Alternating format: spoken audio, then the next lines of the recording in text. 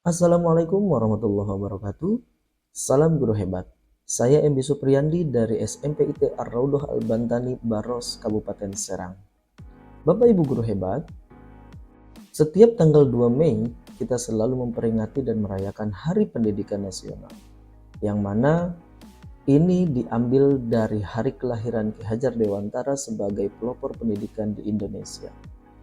Sebagaimana yang kita ketahui, Ki Hajar Dewantara pada tahun 1922 beliau mendirikan sebuah perguruan tinggi yang bernama Taman Siswa, yang merupakan salah satu atau sebuah embrio dari sistem pendidikan Indonesia.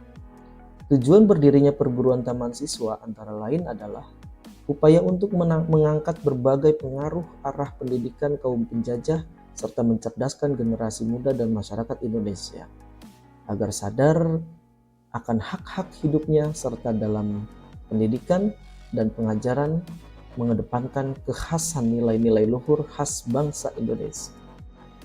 Bapak Ibu guru hebat, seperti yang kita ketahui bahwa konsep pendidikan menurut Ki Hajar Dewantara adalah pendidikan yang holistik, di mana murid atau peserta didik dibentuk menjadi insan yang berkembang secara utuh, meliputi olah rasio, olah rasa, olah jiwa, dan olahraga melalui proses pembelajaran dan lainnya yang dimaksud dalam itu. Nah, ini teman-teman semuanya, ini adalah cuplikan yang mana sebelum kita memusatkan seluruh kegiatan KBM ini berpusat pada murid, tentunya kita sebagai pendidik pertama kita harus memberikan arahan-arahan atau langkah-langkah yang akan dikerjakan di kegiatan murid, yang mana keterbukaan, kebebasan, serta kegiatannya supaya menyenangkan. Hal ini seiring dengan 4 pilar pendidikan menurut UNESCO, yaitu learning to know, learning to do, learning to be, and learning to live together. Nah, Bapak Ibu guru hebat, agar kegiatan pembelajaran dapat berlangsung sesuai dengan apa yang menjadi kebutuhan dan berpusat pada murid, maka perlu menerapkan pembelajaran yang berdiferensiasi.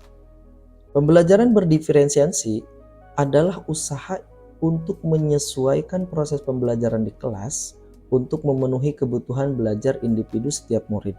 Oleh karena itu, untuk dapat melaksanakan pembelajaran yang berdiferensiasi, guru harus melakukan pemetaan atau identifikasi terlebih dahulu terhadap 3 aspek kebutuhan belajar murid. Yang pertama, kesiapan belajar murid, kemudian minat belajar murid, dan profil belajar murid. Apabila ini sudah dilakukan, maka selanjutnya adalah melakukan kegiatan belajar mengajar yang berdiferensiasi dengan menyiapkan variasi pendekatan pembelajaran di tengah keberagaman karakteristik murid yang ada. Hal ini menuntut kreativitas atau inovasi dari guru untuk melakukannya. Nah, jadi sebagai pendidik kita hanya memfasilitasi dan sebagai leader saja di ruang kelas ya, yang mana semuanya kita upayakan berpusat pada murid.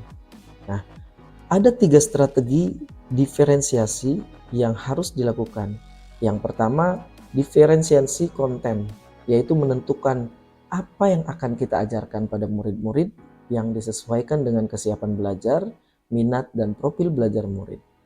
Diferensiasi proses yaitu bagaimana murid akan memahami atau memaknai apa informasi atau materi yang dipelajari. Apakah siswa belajar mandiri atau belajar kelompok? Bagaimana memenuhi kebutuhan murid? Caranya seperti apa? Prosesnya seperti apa? Seberapa banyak bantuan yang diberikan? Siapa saja yang memerlukan bantuan? Sedangkan diferensiasi produk adalah tentang tagihan apa yang kita harapkan dari murid, memberikan tantangan, memberikan pilihan kepada murid, memberikan kesempatan untuk berekspresi dan berekspektasi. Pelajaran yang berdiferensiasi harus dibangun dengan yang disebut dengan learning community atau komunitas belajar, yaitu komunitas yang semua anggotanya adalah pembelajar dan guru akan memimpin murid-muridnya untuk mengembangkan sikap atau praktik yang mendukung tumbuhnya lingkungan belajar yang berdiferensiasi. Ada beberapa faktor yang menjadi karakteristik atau ciri lingkungan belajar yang berdiferensiasi, yaitu setiap orang di kelas saling menghargai. Setiap orang akan dihargai, murid merasa aman dan harapan bagi pertumbuhan, guru mengajar untuk mencapai kesuksesan, ada keadilan dalam bentuk nyata, serta guru dan siswa berkolaborasi untuk pertumbuhan dan kesuksesan bersama. Dengan menerapkan pembelajaran yang berpusat pada murid atau student center, dengan melalui pembelajaran yang berdiferensiasi, maka akan terbentuk kepemimpinan pada murid, student leadership, di mana murid menjadi bertanggung jawab dan menjalankan perannya sebagai murid yang dapat mengembangkan segala potensi yang dimilikinya, agar mencapai keselamatan dan kebahagiaan baik untuk dirinya maupun masyarakat di sekitarnya. Sedangkan pada sisi pendidik, kita sebagai pendidik, kita akan menjadi sosok pemimpin pembelajar yang dapat mendorong well-being ekosistem pendidikan di sekolah yang selalu berpusat dan berpihak pada kebutuhan murid. Akhirul kalam, ada pepatah mengatakan, gagal dalam merencanakan sama dengan merencanakan kegagalan. Guru mulia karena karya. Mari sama-sama bergerak, menggerakkan untuk pendidikan yang lebih baik. Terima kasih. Salam hormat dari saya Ebi Supriyandi. Mohon izin dan terima kasih sudah menyimak tayangan ini.